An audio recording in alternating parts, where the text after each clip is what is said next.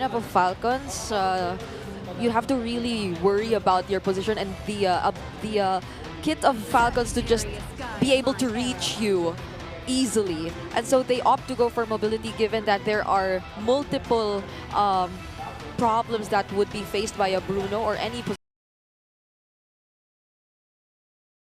XP lane matchup up until the moment we reach the team fights. But for laning, we have to watch out for Flcn too. This is for the glue, I mean, because it is just capable of really dishing out that damage, not until you get your level 4 as the Fulvius. That's right. So something to maybe watch out for is that top side later on, but that's going to be very, very later on. Right now, we are going to look at the mid, loading up into the Land of Dawn here for game number 1. Does feel like everything is just business here. KyleTzy, though, very good pathing straight into the Lethal Wanderer. Okay. Andoryu going to be catching up close as well. Wants to get some of these hits in. Okay, Andoryu, good use of the Queller as well as forcing out the flicker onto field. Now, what I like about Omega's lineup again, they're using a proven concept of the Badang and the Vexana. We see it a lot, especially when it comes to comeback games. If Super Yoshi and Ukir manages to control the center of the map once again and initiate huge amounts of crowd control and burst, Omega can actually prevent the snowball of Super Marco and KyleTzy. Yeah. And one thing to note from the emblems too that was showed earlier was that Jome decided to pick up the pull yourself together. But wait, hold on. Here comes the electrifying beats. KyleTzy, one more hit. There's the dash with the first blood drawn from KyleTzy. All right, very unfortunate. That was the jungler of Smart Omega immediately taken out. So the way they're supposed to ensure a lot more space for their lineup to farm will be slightly compromised given that kill. And going back to the idea though, a lot of responsibility will fall into the hands of Jome with the pull yourself together, hopefully, so he has a lot more sprints to rely on later on. Look at that, they're getting started up already. Flicker committed. Oh, plus the split, but still manages to get Andoryu. KyleTzy with electrifying beats, not gonna dive deeper anymore, but Flcn will disengage. Meanwhile, they're going for the Cebuano. Lewis with the Infernal Pursuit, one more hit onto view, but a beautiful stun! And the El Capitan manages to stay alive. My goodness. Still no trade for Omega. That could have been super bad. I don't know if you guys know this, but KyleTzy missed on the electrifying beats. He tried to jump, but he hit the wall. Yeah. So he was electrocuting the rocks. Yeah, the rock. The rocks. The most electrifying man I'm is the rock. surprised they didn't get punished for that. What happened? I mean, if you were to also look at how Flcn just decided to put himself up front against the members of Smart Omega, he need not spend so much time with the split to gain the stacks and to be able to latch onto a member from Smart Omega. That caused them to really move away from the team fights that were happening, leaving Luis all alone against the members of Team Falcons, in which he nearly took out Few, but nearly. Few. Keyword. Yeah, that was the keyword. Nearly, because there was so much support for Few, and he was even able to take the kill against Luis in that sequence. Which is again very surprising because they didn't really have skills. They missed out. They whiffed on their skills already. So, man, oh man, what a start here for Falcons and Omega. Basically on survival mode. Yeah, not to mention, Few didn't even use his flicker during that time. Oh, that's a good observation. Yeah, he didn't even flicker. Yeah, because he had no flicker because it was forced out by Andoryu early on. Yep. And now Super Marco is also able to freely rotate out of his lane. They will be able to start doing the double lanes for Super Marco. Super Yoshi though. Okay, commits a fist crack once again, and this time they will take down the captain. Few will fall down.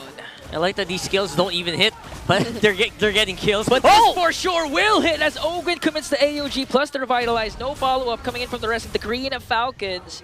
But still, that was still an attempt from Team Falcons. Yeah. Another one.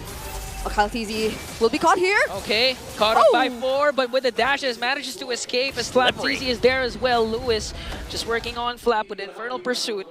All right. Few earlier wasn't able to use his flicker due. He decided to go for the mana regen boot, so the passive the fortitude from the tough boots won't be available for him just in case he gets pitted in those kinds of scenarios, though he still fortunately has the flicker available for him for this upcoming turtle, so they could potentially head into this with a little more confidence, especially alongside Flcn. Okay, they're already engaging! Super Yoshi connects the combo. Manages to get Ogwin, but look at Kyle Teasy answers back with a clapback onto Super Yoshi. Lewis might fall down in the hands of Marco, or Flapteasy manages to escape one more hit. But now Jome is in the picture, zones out the Green Falcons, and that's a TKO for Omega. We're seeing the big difference here of having a Phobius very early on. Yep. Really does, it blows up the big team fight, right? To the teammate, to the team who loves the chaos. Yeah, this which is the is difference. Omega in this scenario. That's the difference. Now that Luis has finally had his hands on perfect timing for the Infernal Pursuits. And alongside that is Omega being very proactive. This feels like a very different smart Omega from the past few weeks, wherein they just decide to keep on engaging in the fights. Oh, they dodged the AOG from Ogwin. Oh. And, okay. Nice catch, nice catch. They're going to be able to push back Omega, but only for the meantime. Yeah. They're still rotating around that bottom side of the map, and I feel like they can still go anytime here. Yeah. At least they were able to save the turret. That's literally one more hit, and Super Marco has to give it away this time. So Jome definitely won the laning stage. Yeah, and I mean, look at that. His sprint's about to go up once again after just using it earlier in the previous fight. And Few so far has been having quite a hard time in finding the right positions to use the real-world manipulation. A huge factor would be Super Yoshi, constantly on the lookout for him, alongside Luis, who just makes sure that he finds himself in the middle of everyone, since he somehow is able to sustain them now that he's already picked up the Radiant Armor and the Tough Boots. Also, with that single Dreadnought Armor, that will mean a lot, since majority of the early game damage of Team Falcons as of this moment is coming from their magic damage. Oh, despite losing a tower for Super Marco, he's still leading the gold in terms against Jome. Already has a Hunter Strike and Sky Piercer compared to Jome with only Hasclaws. Oh, that's true. Keeping it alive. I mean, the laning phase essentially went how we kind of pictured it, especially for Jome, right? Obviously, the Aerofel's going to have some pretty good advantages, especially if Omega is winning a lot of the team fights. But despite all of that, they're actually quite even in gold. Yeah, Super Marco still hasn't died yet in this matchup and already has the Sky Piercer, so just one favorable team fight for Team Falcons would allow them to really establish the advantage that's been swinging between these two teams for quite some time now. It hasn't been really reaching a point where you could call it a significant gap in terms of gold just yet. But let's see how Team Falcons are able to position and engage this time, because on Smart Omega, they're already two. Okay, a conceal coming in from Super Yoshi. Dashes in already, AOG onto the back. They're trying to target Jome, but the damage coming in from Super Yoshi is there as well. They're going to bring down Endoryu. That's one member down for Omega. The jungler now gone. Kyle Teasy secures the turtle, but a killing tree coming in from Lewis. There's the real world manipulation. They're not going to continue anymore. That's going to be a 1-for-1, but Team Falcons won that trade. It was a very nice try here from Falcons. I mean, Ogwin has the right idea. Essentially, you want to jump into the gold laner, right? Yeah. But I think he kind of just forgot that the gold laner is so protected. Yep. Jome is just so good in positioning that even Kyle Teasy can't even find a way in. Yeah. So I think they left Ogwin all alone there for a while, and you saw what happened here. Yeah, well, fortunately for Falcons, though, they again were able to secure the turtle and the kill onto Endoryu. Even the slightest bit of hesitation from Smart Omega eventually cost them this much from Team Falcons being the more decisive team to engage in that particular sequence. Flapteasy just deciding to go in, force Ogwin to have the necessary information on where to land the AOG meant a lot for them, especially considering that the first member from Smart Omega to get poked down to a very low health bar was Endoryu. Yes. He was the first one in that position, which didn't work well for them. And now there's another AOG. Whoa! That was super crucial. Wow, Ogwin. Oh, Ogwin. So aggressive, man. I can finally use the word Gigil. Ogwin goes in, revitalized pop, but there's the combo from Super Yoshi, and Ukir will get the kill. Flickers are being casted here. Flapteasy might get caught in the mix. There's Jome from the back. Heavy crossbow to bring down the Filipino cannon. Two members down for the Green Falcons. This is a little too much here coming in from Falcons. It felt like a slightly miscalculated play from Falcons here. Few Flap as well as the Super Marco were nowhere nearby to provide any follow-up for Ogwin, and whatever his intention was, probably at the moment didn't seem like it was properly communicated just yet, since a majority of the members of Smart Omega were within the area, so they were just able to immediately respond to the engage, and that would be the perfect definition of a punish from Smart Omega towards that decision from Ogwen. But fortunately, they have the slight lead still in their hands. Still there. And Flcn was already able to get the Blade Armor too, so he can buy a bit more time, even when the presence of Jome in the fight. This is low. Look at them. They still want to fight it. Okay, Flcn alongside Kyle TZ just trying to work on Lewis. Super Yoshi dangerously low.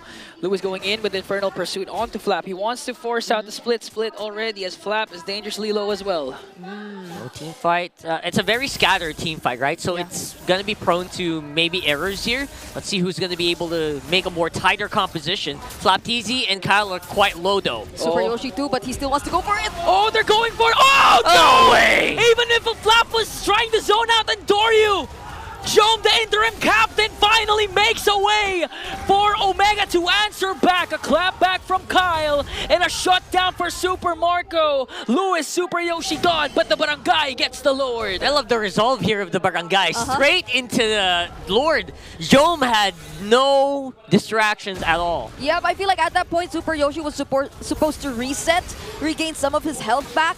But the call for Smart Omega was no, we'll go for the contest, and he just had to use his conceal to allow his other members to catch up to the objective, which was already being bursted down by Team Falcons. But that was also a great response from Team Falcons, not allowing Smart Omega to get away without any casualties. They were able to somehow trade it and still maintain the lead in their hands. Yeah, they got 2, so that's actually a pretty solid trade, if you ask me. And because of that, Falcons are actually ahead by 1,000. Yeah, and one of those kills went to Marco still. The highest gold earning player so far in this game. Skypiercer stacks. Skypiercer stacks already has a Malefic Roar. Lewis, they have a conceal play here. They're trying to go for it, but Ogwen spots them out as the Green Falcons work on this Lord at the top lane. Alright. Fio still leading the damage leaderboards, despite us mentioning how he probably finds it quite difficult to position himself. It's not really just the real-world manipulation that matters at the end of the day, but there's a lot of disruption that's happening from... Connecting on 2-3. Here comes the real manipulation coming in from Fio. Super Marco just working on the members of Omega. They're going to get a kill onto Super Yoshi. Plus 2 Ook here. Ogwen still keeping Omega at bay. That's 2 members down. A no trade for the Barangay. Wow. If earlier Ogwen made a bit of a boo-boo, this one is pure gold. Oh my goodness. Wow. Just look at how they played around with all those angles. Even when you thought Omega already started gaining access, the mere fact that all their mid lane turrets remain standing, they were able to take advantage of this positioning from Smart Omega. In wrestling terms, it's an AOG out of nowhere. It's an AOG out of nowhere. That was beautiful. That was beautiful. And that's why Renmar, all throughout the season, has been putting a lot of emphasis in controlling the center of the map, despite Omega having enough resources to actually push the top lane.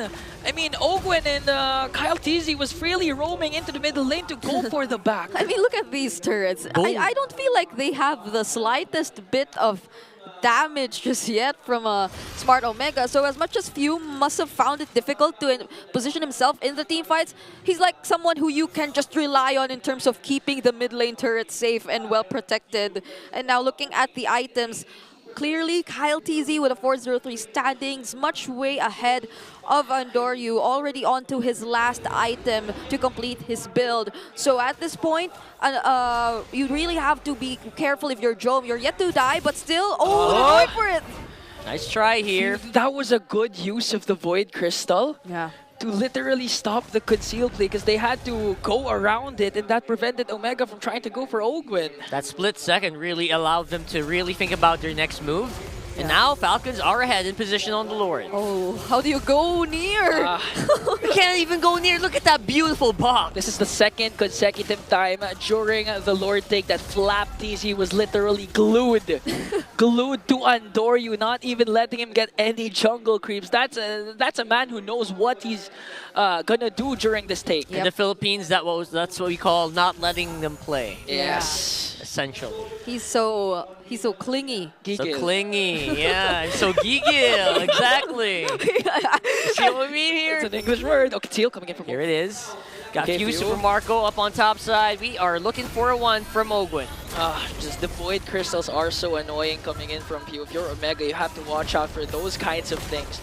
Not to mention if Super Yoshi. Oh. Wait in a the mix. second. Okay. Might go for an escape. Here comes the fist break. Flickers out already, so that's a major resource expended from Super Yoshi. At least he didn't get trapped in his own fist break. That's right. He could do it, take it out manually, And he which was still very able few to people escape. actually do that, right? That's a half week 3 from Super Yoshi. That's right. Yeah. Half week. Oh, Here we go, though. AOG onto 2. Kyle TZ working on Andoryu. Flap caught in the middle. Might go down though with the tower damage, but Super Marco once again blasts the Cebuano out of the map. Omega still holding on to their remaining inhibitor turrets that they have, but again, they failed to look for a trade. Ogwin had a good day in the gym, bro. I'm just saying, man. This guy looks like he had fun, and he is feeling good, feeling confident as well. Okay. Yeah. And Kyle TZ at this point, he's shifted towards making sure that he gets to, in Ingan's words, work on Andoryu rather than even looking for Jome. Much of Falcons are already capable of handling him at this point, and the mere fact that Andoryu isn't able to join as well affects really how the team fights eventually turn to be, and they don't seem like they really want to stop just yet. They really take down that top inhibitor turret away from Smart Omega before completely disengaging. And again, we really have to give it to both Flap and Ogwen. They've been very consistent in starting the fights, in making sure that Smart Omega doesn't feel as comfortable to fight back, just given the mere presence of Flap TZ standing right in front of you. I think that's just what happens when you go to the gym a lot. You got endorphins, you feel really good about your plays, and they're very confident. It allows them to really kind of take Omega by surprise here. And mind you, it's hard to get surprised by like heroes like a Gatot or a Glue. So I don't know what's happening here for Omega, but they're crumbling very, very slowly. Yeah. Oh, okay, good seal. Trying to go for Ogwin, but Ogwin knows. Super Yoshi! Dash out! Super Yoshi catches Pew! Wow! Beautiful answer. Ogwin goes in with an AOG, but there's no follow-up yet. Up against 4. They might be able to do this, though. But Jome managing to deliver final blows at the back. They catch Ogwin once again. A double kill for Big J. But a shutdown coming in from Kyle TZ. Working on Super Yoshi. No escape. Flap TZ was there as well. 2 members down for Omega, but 2 as well for Falcon. That was messy. Yeah, some of the members of Smart Omega had to retreat because they saw minion waves coming up top. So they couldn't fully commit to the fight, even though they had the slightest bit of advantage, taking out Few early on and also forcing out multiple resources, which in turn were capitalized by Falcons instead. So they decided to fully commit and take the trades on Super Yoshi as well as Jome. And now they also have the Lord all to themselves. Why do I feel like that was already a good pick, and then you just should have ran? After that one, that was already a perfect pick-off by Omega. I was surprised it worked so well taking out Few. Yeah. So, I don't know what that overstay was about, but man, oh man, did Falcons bounce back from that? Yeah, well, one of the main reasons why they had to overstay was because the AOG connected for Ogwin as well, and there was an immediate response coming in from the Green Falcons. Again, if your captain is in trouble, you would expect all your comrades to go head first and just literally try to salvage what they can, and they were able to take down 2 from Omega. That's why they were able to get this Lord. Yeah. Jome 2, I'd say, had a really good position in that previous team fight, That was perfect, yeah. but they were just able to withstand all the damage, and now they have the Lord to Smart Omega. They will be on the defense again! AOG not gonna connect to what? what Kyle TZ made sure to not let Super Yoshi do a setup with their crown play coming in from Few. Manages to evade Jome. 5 members are still up for Omega, and they were able to take down the Lord as the Green Falcons just clearing out the minions. Inhib is down though, so this is an open base for Omega. This could be really bad if they go for it. Okay, Flap TZ has an immortality already. Lewis just trying to tank up the damage, but Super Marco delivering death. So wow! Super Yoshi catches Few, but Kyle TZ with a clapback electrifying beats. Flap Ogwin quite low, but where did Super Yoshi come from? Just nowhere. break out of nowhere, literally out of nowhere. I mean, we both said the same thing because literally he just surprised us all with the way he landed that. Replay. Replay, we need a replay we of need a that. replay, I want to literally. look at the mini map because I was so busy checking mean- if there was like minions on the base. Yeah, and I think Super Yoshi did 2 crucial plays in that entire minute which passed by. He was able to distract Kyle TZ from joining Falcons in that latest siege, which allowed Smart Omega to buy a little bit more time. Jome also had the heavy crossbow, so he was just able to focus on clearing out the minion waves. And apart from that, he was able to walk all the way back to his base and find the perfect angle to set up for Falcon. So they prolonged this a little bit longer, but there still exists an 8k gold lead that they have to take into account. But fortunately, Jome just picked up his last item, that's the Great Dragon Spear, so they will be a lot more equipped to engage in the upcoming team fight. And good effort from Super Yoshi. I guess he heard all of our requests to bring back the old Yeah, he brought it week for back. Yoshi. It's pretty much back, isn't it? This time it wasn't an escape though. It was a setup from Super Yoshi. Yeah, and I think that's a great development because that's what we need for Smart Omega. Yeah, you guys were, we all were asking that individuals from Omega need to step up alongside Jome as their captain.